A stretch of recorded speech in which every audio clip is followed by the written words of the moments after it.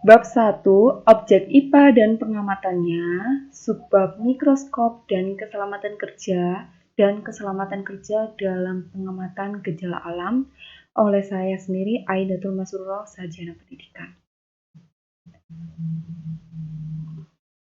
Tujuan pembelajaran hari ini, setelah mempelajari bab ini, peserta didik diharapkan dapat menjelaskan cara penggunaan mikroskop. Yang kedua, menjelaskan cara penggunaan preparat. Dan yang ketiga, menyebutkan simbol bahan kimia dan artinya.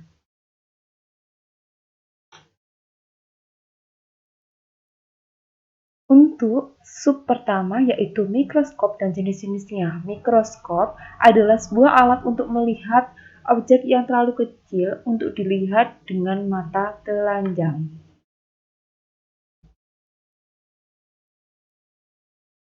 Nah, kemudian ini yang dinamakan loop. Ini yang dinamakan mikroskop. Kalian tentu pasti maksudnya sangat familiar dengan yang namanya mikroskop ini. Yang ketiga ini namanya kacamata dan teropong. Untuk yang selanjutnya yaitu jenis-jenis mikroskop. Ada 3, yaitu ini mikroskop cahaya, yang kedua ini mikroskop stereo, yang ketiga ini mikroskop elektron. Kemudian ini untuk yang selanjutnya, bagian-bagian mikroskop dan cara penggunaannya. Jadi ini yang ditunjuk-tunjuk sesuai dengan bagiannya masing-masing. Seperti ini ya. Coba kalian amati terlebih dahulu. Oke. Next, bagian-bagian mikroskop dapat dikelompokkan menjadi 3 bagian, yaitu bagian optik, penerangan, dan mekanis. Yang pertama, bagian optik. Bagian ini merupakan berupa lensa-lensa yang mampu membuat bayangan benda menjadi lebih besar.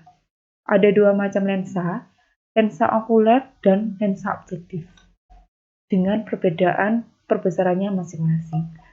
Yang kedua, bagian penerangan. Salah satu syarat sediaan preparat dapat diamati dengan jelas adalah pencahayaannya harus cukup tentunya. Yang ketiga, bagian mekanis, yang berguna untuk menggerakkan dan memudahkan penggunaan mikroskop. Bagian ini diantaranya biasanya disebut dengan landasan atau dasar atau kaki mikroskop dan pegangan mikroskop. Yang kedua, cara penggunaan mikroskop. Yang pertama, letakkan mikroskop pada meja sedemikian rupa agar kamu lebih mudah melakukan pengamatan melalui tabung mikroskop. Pastikan mikroskop terletak pada tempat yang aman, atur pencahayaan dan peralatan yang telah siap dipakai, kemudian lakukan pengaturan pencahayaan. Yang kedua, setelah pengaturan pencahayaan, maka untuk dapat melihat objek atau preparat atau sediaan yang mau dilihat atau mau diukur melalui mikroskop, gunakan lensa objektif. Yang ketiga, letakkan kaca benda beserta objek yang akan diamati pada meja objek. Aturlah posisi kaca benda sehingga objek yang akan diamati berada pada lapangan padang. Yang keempat, jepitlah kaca dengan penjepit yang terletak di atas meja objek. Yang kelima, sambil melihat dari samping, turunkan lensa objektif secara perlahan dengan menggunakan pemutar kasar hingga jarak lensa objektif dan preparat yang diamati kira-kira 5 mm. Pada beberapa mikroskop, yang naik turun bukan lensa objektifnya, tetapi meja objek. Dan di sini hati-hati karena jangan sampai lensa objektif menyentuh atau membentuk gelas benda. Hal ini dapat menyebabkan lensa objektif tergores. Yang keenam, perhatikan bayangan melalui lensa okuler. Gunakan pemutar kasar untuk menaikkan atau menurunkan lensa objektif sampai preparat terlihat jelas. Apabila bayangan belum terlihat, ulangi langkah ketiga. Jadi, apabila bayangan yang akan dilihat suatu objek tersebut belum jelas, ulangi ke langkah yang ketiga. Untuk yang selanjutnya, setelah preparat terlihat, dengan menggunakan pemutar halus, naik turunkan lensa objektif agar tepat pada fokus lensa, agar terlihat lebih jelas. Yang ke-8, untuk memperoleh perbesaran kuat, kita dapat mengganti atau mengubah lensa objektif dengan cara memutar revolver. Nah, kalau bagian mikroskop yang sudah Ibu jelaskan sebelumnya tadi, usahakan agar posisi preparat tidak bergeser. Bila hal ini terjadi, maka kamu harus mengulangi dari awal. Cara mengukur melalui mikroskop. Mikroskop digunakan untuk mempelajari objek ya. Kemudian untuk mengukur dengan menggunakan mikroskop, yang pertama gunakan lensa objektif dengan perbesaran lemah, misalnya 10 kali. Atur pemutar kasar sehingga mistar letak pada fokus yang tepat. Perlahan-lahan geserlah mistar sehingga diperoleh bayangan seperti gambar. Gambar selanjutnya, jika ukur lapangan benda pada mikroskop sulit pada gambar base, berarti ukuran lapangan padang pada mikroskop tersebut adalah 12 mm. Kelima, gantilah mistar dengan preparat atau sediaan yang diamati. Misalkan, preparat atau sediaan yang diamati setengah ukuran bidang lapangan padang.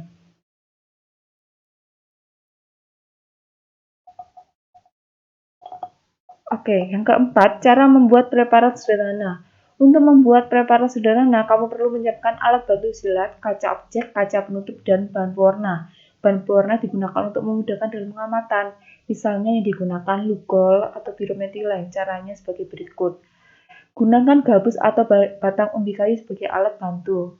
Untuk mempermudah menyayat bagian-bagiannya, selipkan daun pada belahan gabus, kemudian sayatlah setipis mungkin. Yang ketiga, selipkan akar batang pada belahan gabus tersebut.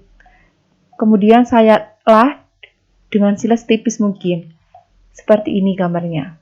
Jadi ini setelah dibelah, daunnya dimasukkan, kemudian ini dipotong melintang. Sama halnya ini, demikian juga seperti ini ya. Setelah mendapatkan sayatan setipis mungkin, lakukan langkah berikutnya adalah sebagai berikut. Letakkan jaringan atau objek yang akan diamati pada kaca preparat yang telah ditetesi air. Kemudian tutup dengan kaca penutup gambar A. Tambahkan setetes pewarna yodium metilen biru merkurochrome agar objek pengamatan lebih jelas. Gambar B seperti ini. Jadi ini ditetesi. Yang ketiga, gambar C. Perhatikan, jika cairan melimpah, seraplah dengan menggunakan kertas, lensa, atau tisu, tetapi jangan terlalu banyak cairan yang dikeluarkan. Yang keempat, amati di mikroskop mulai dengan pembasaran lemah. Jadi siap untuk diamati ya. Kemudian untuk perawatan mikroskop, nah ini adalah memegang dengan benar. Gambar yang ini juga cara memegang mikroskop dengan benar. Sedangkan gambar yang ini yang Ibu tunjuk adalah cara memegang yang salah. Nah, perawatan mikroskop yang pertama, mikroskop merupakan peralatan biologi yang perlu dirawat dengan baik tentunya. Mikroskop yang telah selesai harus dibersihkan. Kemudian simpan pada tempat yang kering. Kemudian yang keempat, lensa yang kotor harus dibersihkan dengan kain lembut. Keselamatan kerja, perhatikan gambar di samping. Gambar tersebut menggambarkan situasi dalam ruang laboratorium yang dipenuhi alat-alat laboratorium lengkap dengan bahan kimia. Nah, agar kalian terhindar dari kejadian yang tidak diinginkan, kamu perlu memperhatikan keselamatan selama bekerja atau belajar di ruang laboratorium. Khususnya bahan kimia yang mudah menguap, kalian harus hati-hati karena mudah terbakar, beracun, atau berbahaya, harus memiliki tempat khusus yang tertutup atau dilengkapi dengan cerobong uap. Kemudian bahan kimia cair. Kemudian usahakan semua badan penyimpanan bahan berlabel untuk menghindari kekeliruan dalam pemakaian. Alat-alat yang rawan rusak atau rawan pecah disimpan dalam lemari tertutup dan aman. Kemudian biasakan segera mencuci tangan jika terkena cairan-cairan apapun itu. Lebih aman gunakan sarung tangan karet. Jika bahan kimia mengenai mata, cucilah mata kalian dengan air. Pastikan selalu ada perlengkapan P3K. Nah, ini untuk simbol-simbol berbahayanya. Jika simbolnya seperti ini artinya mudah terbakar, contohnya minyak tanah, alkohol, kerosin, bensin. Kemudian, jika simbolnya seperti ini artinya korosif, contohnya asam dan basa kuat. Jika simbolnya seperti ini artinya beracun atau toksik. Contohnya merkuri atau cyanida. Jadi kalian harus hati-hati. Jika simbolnya seperti ini namanya iritasi atau berbahaya. Contohnya kloroform. Jika simbolnya seperti ini namanya radioaktif. Contohnya uranium, plutonium. Ini artinya mudah meledak. Contohnya campuran hidrogen dan oksigen. Nah, untuk sebab ketiga kali ini sudah selesai. Untuk evaluasi di tugas pertemuan ketiga ini tidak ada, maksudnya Ibu, untuk bab pertama yaitu objek IPA dan pengamatannya, Ibu tegaskan tidak ada ulangan harian. Tetapi Ibu lakukan evaluasi di dalam satu bab objek IPA dan pengamatannya ini dengan cara kerjakan LKS penilaian harian 1 sub A halaman 16-17.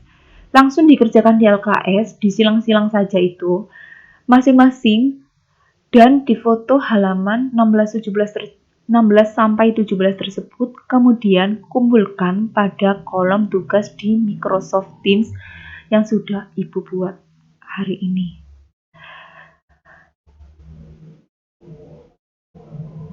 Ibu mohon maaf jika ada salah kata dan kalimat. Semoga pembelajaran kali ini bermanfaat untuk kalian. Ibu akhiri, terima kasih banyak.